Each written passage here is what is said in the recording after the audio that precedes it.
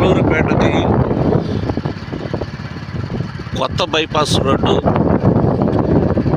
తిమ్మాపురం నుంచి పొప్పూడి దాకా కొత్త బైపాస్ రోడ్డు నిర్మాణం జరిగింది. 16 కిలోమీటర్లు.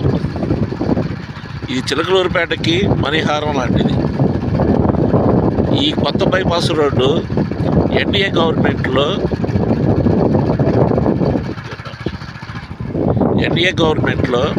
సెలెక్ట్ అయితే గత వైసీపీ ప్రభుత్వం వచ్చినాక కూడా వీళ్ళు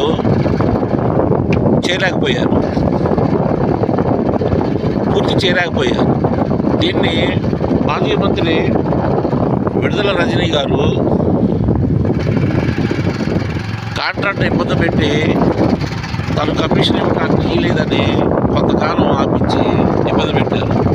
మరలా ఎన్డీఏ గవర్నమెంట్ వచ్చిన తర్వాత ఈ బైపాస్ రోడ్డు ప్రతిపాటి పుల్లారావు గారు శరవేగంగా పరుగులు పెట్టించి పూర్తి చేయడం జరిగింది.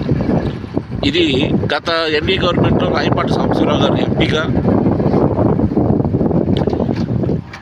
స్థానిక ఎమ్మెల్యే ప్రతిపాటి పుల్లారావు గారి ఆధ్వర్యంలో ఈ బైపాస్ నిర్మాణం జరిగింది. ఇప్పుడు 2024లో త్వరలో ఈ నెల కానీ నెక్స్ట్ మంత్లో కానీ ఈ బైపాస్ రోడ్డు ప్రారంభోత్సవం కాబోతుంది. ఇప్పుడున్న ఎన్డీఏ గవర్నమెంట్లో స్టార్ట్ అయింది. మళ్ళీ ఎన్డీఏ గవర్నమెంట్లోనే ఈ జాతీయ రహదారి మీద వాహనాలు తిరగబోతున్నాయి. త్వరలో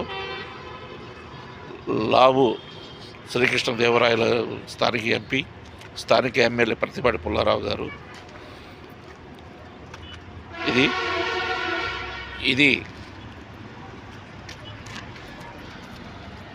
నర్సాపేట రోడ్డు. ఇది చక్కగా చాలా సుందరంగా ఉంది. సర్వీస్ రోడ్డు కూడా 2 వాహనాలు ఈజీగా వెళ్ళటానికి చాలా బాగుంది.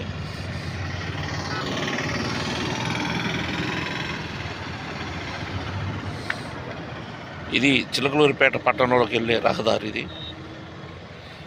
నర్సాపేట వెళ్ళే రహదారి.